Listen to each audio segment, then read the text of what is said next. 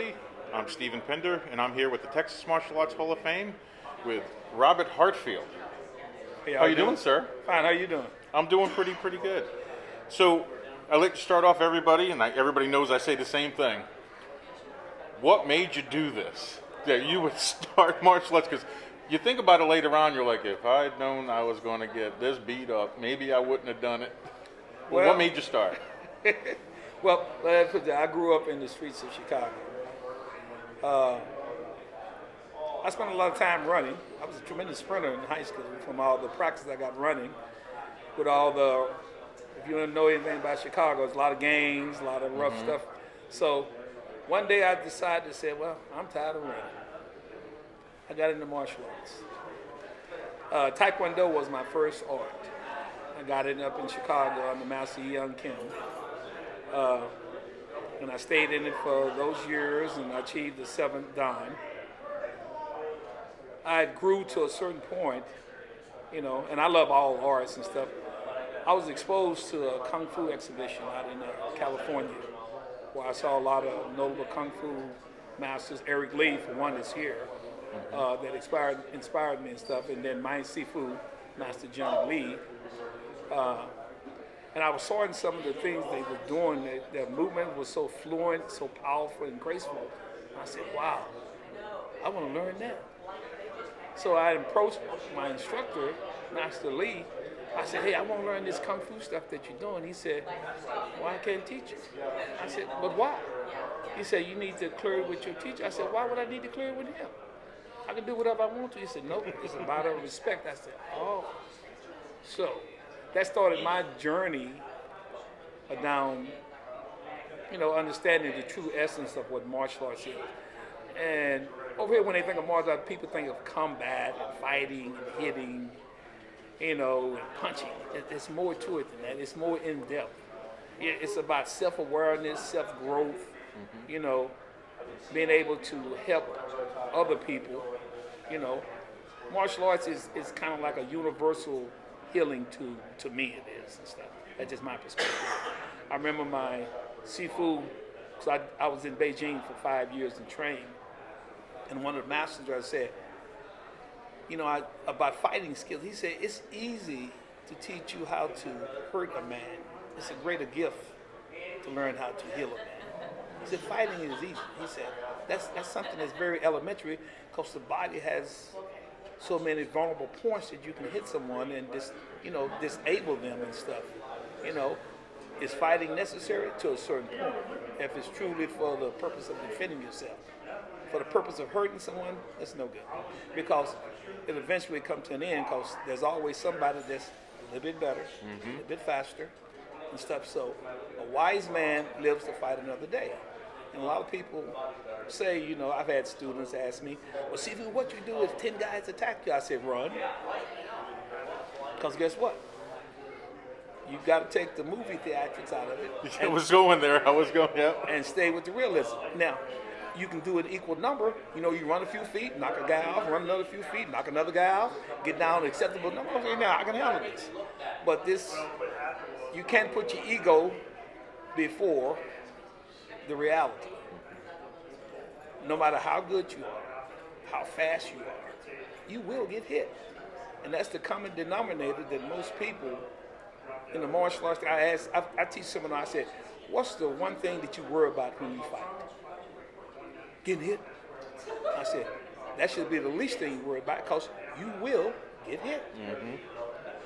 The difference being, if you train properly and knowing how to deflect the force and the energy of that force, you minimize the destruction of that force.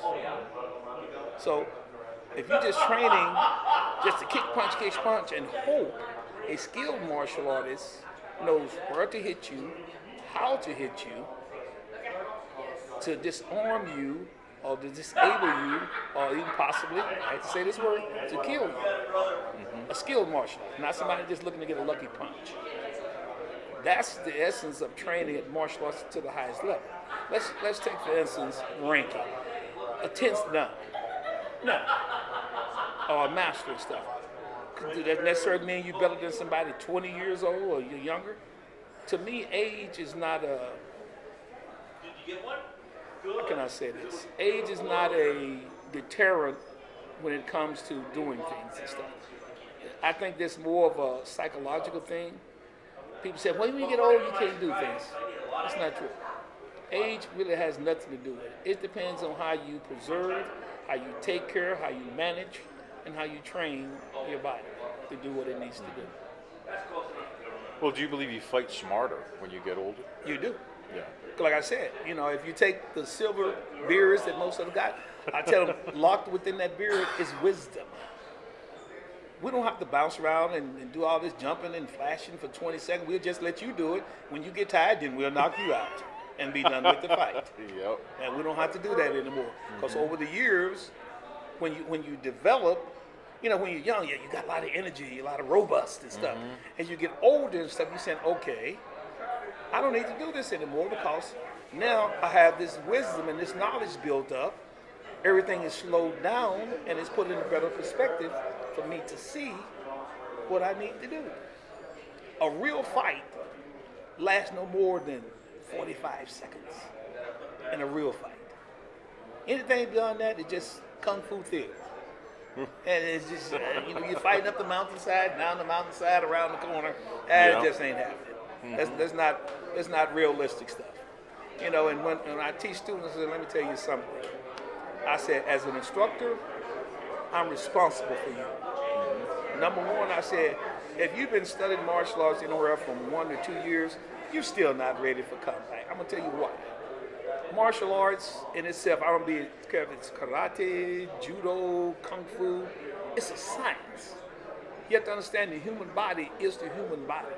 We all got one heart, one kidney, two kidneys, one lung, two lungs. We all function the same way. We all bleed the same way. If somebody stabbed me, my blood ain't gonna be green. It's gonna be red and stuff. So in order to realize what's going on with the human body and stuff, it's a science.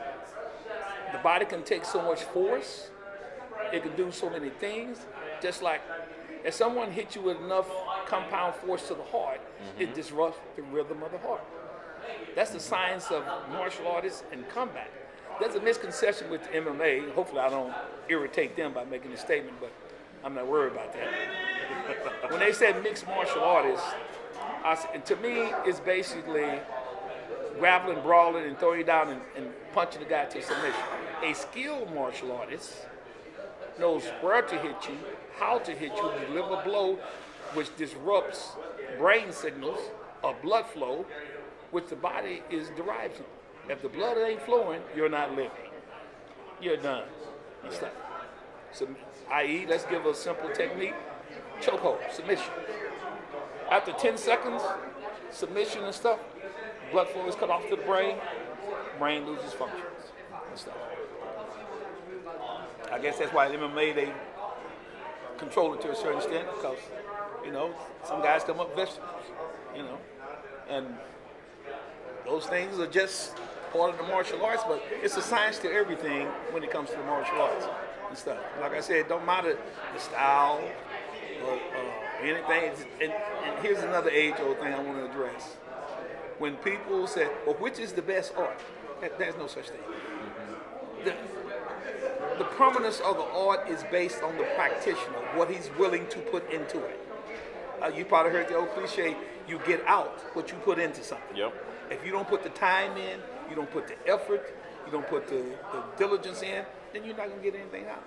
I tell my students, I said, you cannot become proficient seeing me once or twice a week. You have to take it upon yourself on your own to develop your skill set and stuff. What you got, take it, work with it, expand it, grow it, and stuff, become good at it till it becomes second nature. That is the key to martial arts is repetition. Let me give you a quick example. When I met my first Kung Fu instructor, all I did was sit in Mabu, which in Chinese means horse stance. I did horse stance for 2 years. That's all I did. But I want to learn how to fight and stuff. My sifu said, you stay in horse stance, you train. That's all I got to do. I want to learn how to break bullets and bricks and stuff. You train, you stay in horse stance. That's all you did for 2 years. So after that period of time and stuff, we started doing other drills and stuff. Everything was isolated out. Time. That particular drill taught me two things: patience. If you rush to build something and the foundation is not solid, it's gonna fall. Simple as that. It's gonna fall. A lot of people rush to want to be the best, but they want to skip everything in between. They want to skip to be everything else in between. You can't do it and stuff. Go ahead. Oh, did you compete before you started Kung Fu when you were just in Taekwondo? Did you do any fighting then in a tournament? Let me explain. When I came to Texas, I was competing as a Kung Fu style. I wasn't doing Taekwondo. I had already been exposed to the Kung Fu arts. So when I got to Texas, I was strictly doing the Kung Fu. A lot of people, like I said, think, well, you fight so good because you was in Taekwondo. I said, no. That has nothing to do with it. Taekwondo skills were Taekwondo skills. I took the art that I was in, which was Mahjong, which is very explosive kicks and jumps and powerful punches, and I applied the applications to what I was fighting when I'm fighting against karate stylists, even other Kung Fu stylists. It doesn't matter and stuff. So my thing was and stuff that those techniques when I was fighting and stuff, and back in the day when we was fighting, to me, it was real fighting because so you see some of the guys we talked to, we really fought. Mm-hmm. We didn't hold back. I mean, guys used to be so vicious in the middleweight division and stuff, and even the lightweights. Guys were just blinding fast and had a tremendous skill set. But we changed the culture. Or let me take that back. I kind of changed the culture of what the perception of what Kung Fu fighters were in Texas. I'm not trying to boast and say, I was some great savior, but when I started fighting and stuff here in Texas, I was fighting not so much as to win a trophy. I couldn't care less. I wanted to show my skill set and the art that I was doing and how proficient it was. And the proficiency only came through my diligence of working to do what I need to do so I can show the art and stuff. So, and that's what a lot of people don't. They like I said, they skip steps. They want to be great, but they don't want to go to the in-between. What it takes. They want to skip. Yeah. Everything is a stepping stone. Here. And I learned that patience through the Kung Fu. He said, I want to know how to fight. I want to know how to kick. He said, if you have no foundation, that was i.e. the horse stance. Yeah. If you have no foundation, you have no skills and stuff. That served me well in that purpose. So I said, now I see the subtle message that Sifu had in there for me. He said, don't rush to get somewhere when everything else is straw in the middle, because it will crumble and stuff. So those are valuable lessons I learned, when I came from Taekwondo. Taekwondo is a beautiful one. I love to kick. What I learned in Taekwondo served me well to Kung Fu, in the Kung Art, because a lot of people know the northern kicking system of Taekwondo derived from the Chinese system. A lot of people don't know that. Like Gary, talk about the history generally. I do my history when it comes to martial arts. Just like the Kung Fu arts. They said, Chinese Kung Fu. It's a beautiful art. The Chinese popularized Kung Fu. Its origins really came far ahead from Egyptian and everything else. The Islamic long fist and stuff, which I studied the Chinese version of long fist, which is Chongqing and stuff. So I learned that, in the Wushu system, which is a lot of people have another misconception, understanding what's the difference between Wushu and Kung Fu. One of them is more of a contemporary sport, and the other is hardcore Kung Fu. If you take away the flashy acrobatics and stuff, technique is still the same. Nothing changes and stuff. That's the misconception people ask me all the time. Well, what's the difference between Kung Fu and I got a good friend of mine, Jing Hung Lee, a member of the Beijing Wushu team. We trained together, and we converse a lot. We just talk about general and martial arts and stuff. He said, well, a lot of people just confused about it, but Wushu, which means war arts and stuff, is the founding format for martial arts in China and stuff. Everybody practices it and stuff. Even Tai Chi, and you got two schools of Wushu. You got the northern and you got the southern and stuff. Southern, of course, close quarters in those regions. Northern, taller people, open area and stuff. Long fist is derived from the northern system, Chongqing. Another name for it in China called river boxing, because water flows. When an attacker cuts you off one way, you flow another. You're never stationary. You're moving and stuff. In the southern regions, everything is compact. Everything is more stance-driven, more short, explosive punches, where the northern punches are long, linear, fast, and movement and stuff. So, but, you know. That's because of the environment they're in. It's like Exactly. everything is, okay, if we take, you take an Okinawan style, which is where I'm from. They had to fight against a sworded man. They were fighting against samurai. So all their movements had to be shortened to get inside of that sword. But you go to Korea with Taekwondo, they were trying to knock people off of horses. Yep. So that's where all the jumping kicks, because if I'm standing here and a person tries to come running at me and do a jumping kick, I'm just going to move out of the way. There you go. When a guy's on a horse, he doesn't have that ability. The guy jumps off a rock and hits him. So whichever environment, that's why when martial arts came to America, it changed, because our way of fighting is different. Yep. So that's what, I mean, all the fighting arts, you just move it to a different environment, it's going to change, because they're going to use what works in their area. Adaptation. And that's what I think is fantastic about it, because it's adaptable, just like us as humans are. Exactly. And that's what, and you know what, it's funny you say that, you know, and I tell people and stuff, I say, well, how you got, you got with all the karate and all the other stylists and stuff, and I said, I'm a chameleon. Absolutely. I blend. Yeah.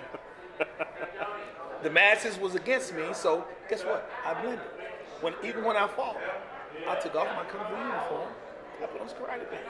Chameleon. I blended. Yep. Maybe that's why they think, well, he's Taekwondo stylist. I mean, I got, belts in different systems, but for my body style and where I took from those systems what worked for me. Exactly.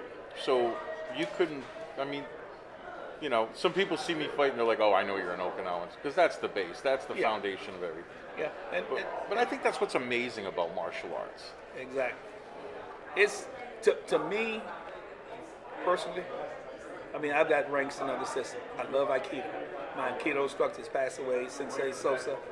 He taught me so much how all the arts interlock with each other. They all got good points. They all got bad points. Some conflict with each other on the mental concept, because the different regions took that and they did the adaptation to what was happening here. Mm-hmm. Or what's happening here, So there's different things when somebody said, well, karate's no good, kung fu's no good, kung fu people are sorry. That's not true. That's somebody that has no education about what's going on. That's what I'm saying. You got those straw people that want to be here, and they haven't taken time to understand the roots and the foundation. All the arts are beautiful. They all have something worthwhile to give. For me to say, well, he's Okinawan and I think it sucks. That's not true. I've seen some tremendous Okinawan stylists. I've seen judo people. I've seen SWAT jiu. I've seen kung fu people, and I've seen Lao Zeno. See, I know a lot of people that said WTF Taekwondo isn't any good on the street until they get knocked out by someone on the street because he kicked them in the head. Once again, and that's a valid point you just made. Repetitiveness, adaptation, everything become natural. Mm-hmm. If I were to reach out and automatically, your natural reaction would be what? To react to what I'm doing. Absolutely. My arm's right there, my right arm just doing that wanted to come up. Exactly. And that's why we do things repetitively, over and over and over. Mm-hmm. People say, oh, I'm bored. But once again, there's that patience level that comes in. Most people don't have patience. They want to get where? They want to get up here before they done built here. All the time. Everybody wants to be accelerated. Another concept is a lot of, let me see how can I put this and stuff. Just like when someone gets a black belt or get at a certain level. To me, this is my personal thing.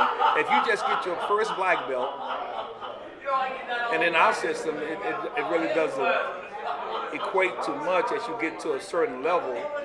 You're not proficient at that level until you put some years and history behind it to become good at it. Oh yeah, I got a black belt. Oh, I'm ready. I'm ready to open school and start teaching. No. It's like going from the first grade to the second grade. You're not really a second grade until you complete that task of being in the second grade, meeting those requirements.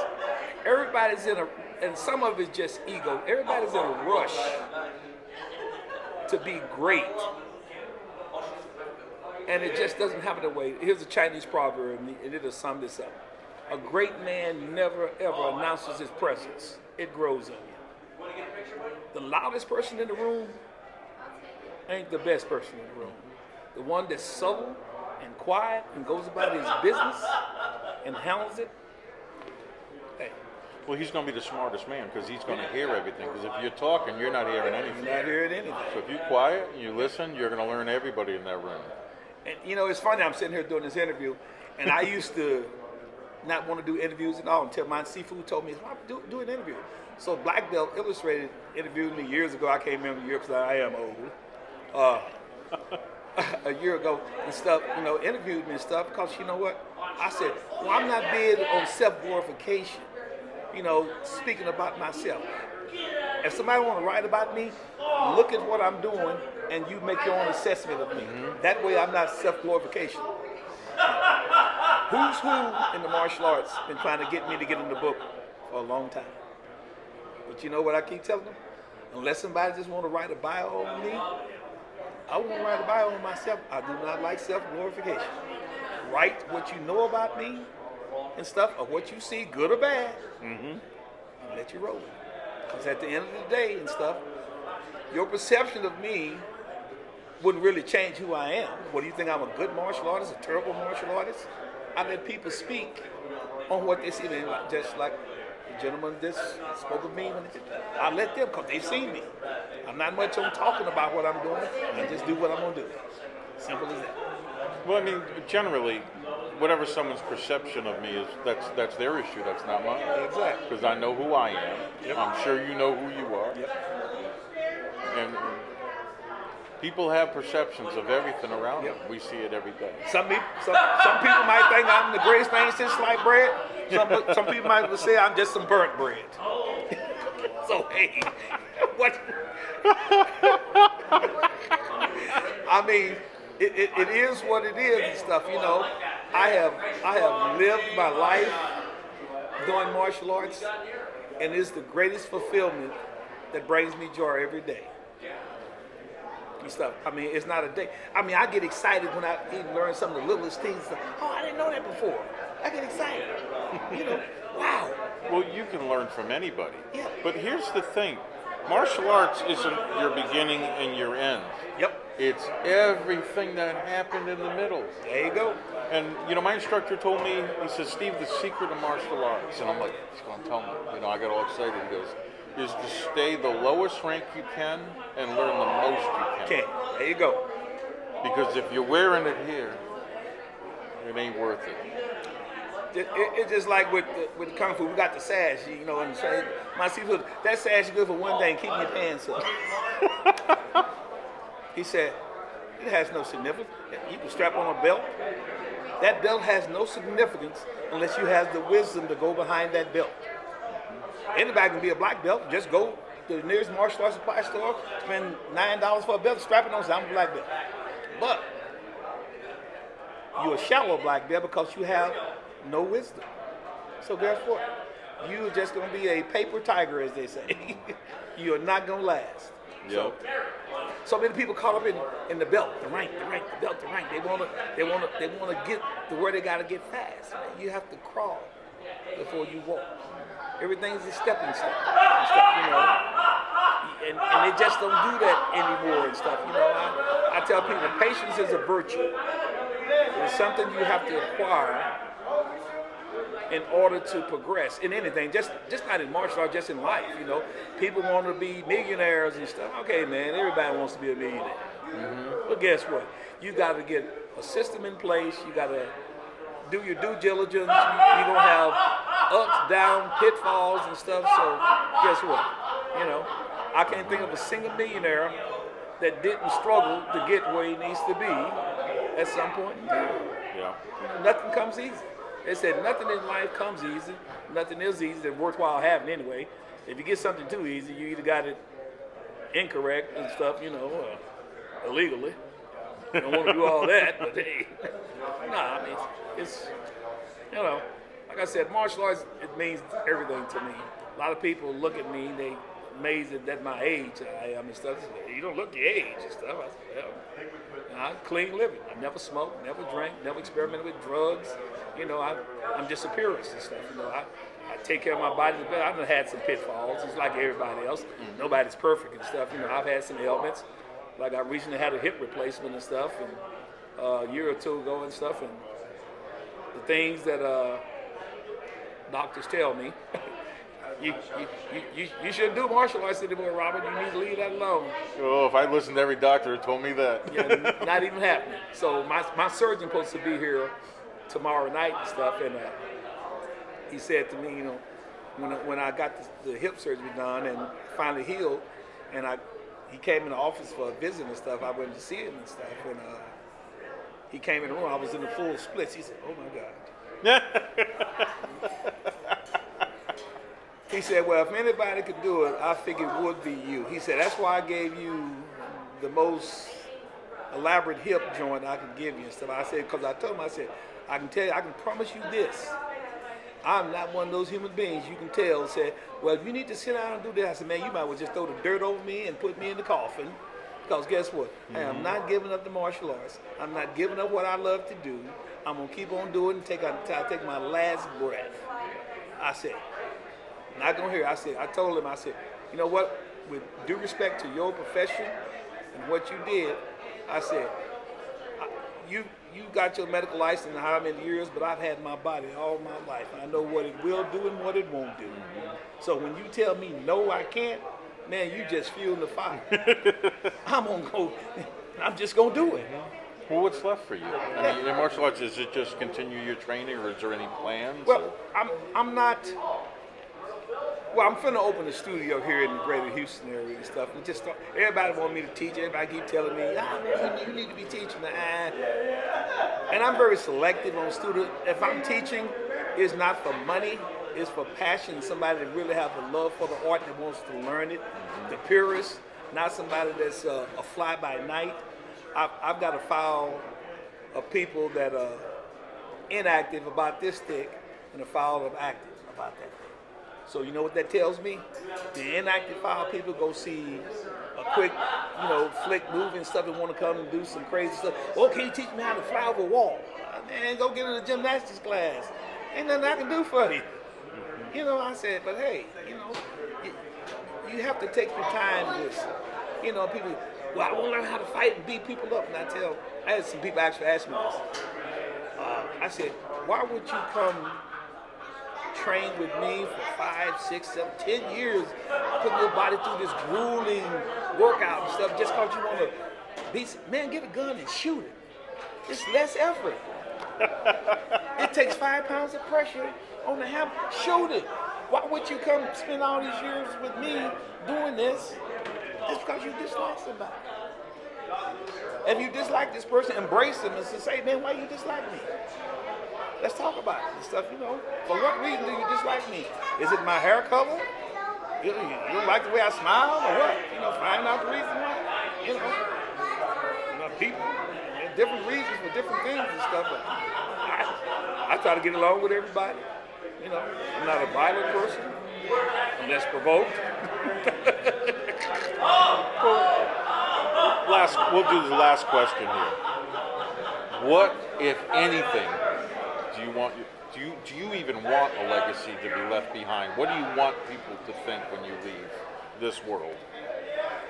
Well, it's so funny you said that. Most of these people probably know these gentlemen, Tari Cassell, James Cook. He said, man, you need to, once again, I'm going to refer back to the books, you need to get into who's who, because that's a part of your legacy of who you are. You have left things that people should know about you as a person and stuff, for the next generation. Do I want to leave a legacy? Yes, I do. But what I want people to remember most about me, Robert Hartfield, is that I came into the martial arts with a true heart of wanting to learn the art and be the best I could be at it, and to see it grow and spread and share it with anybody from any system. I don't care if you're karate, taekwondo, kung fu. I love teaching. I love sharing. I don't care. I've done many seminars for karate people and stuff. Technique is technique. It doesn't matter what the system is. If I'm going to teach you, they won't say, well, how do I stop a hook punch? How do I stop a uppercut?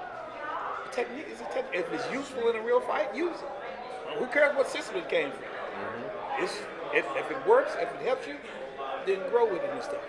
And the legacy, the most prominent thing somebody just remember about me is that he came into the martial world, he stayed true to the art he was with, he showed his skill set. I made my little bit of notoriety. I don't really care about have all the great notoriety and stuff and everything, but like I said, it has its moments of appreciation. And the one thing I like most is I get the acknowledgement from people to say, hey man, your art is beautiful, i.e. Mr. Kirby saw me compete many years, and he came to me and said, that was a profound statement for me, and I carried with me all those years. He said, Robert, he said, you came into this area with all these karate people and stuff, and they didn't break you. You steadfast, you stayed strong, and now you've earned their respect. These are karate people.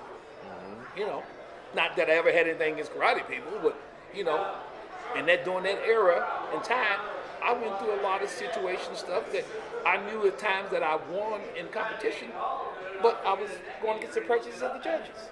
Well, he ain't no karate stylist. He ain't no taekwondo stylist. He's a kung fu guy.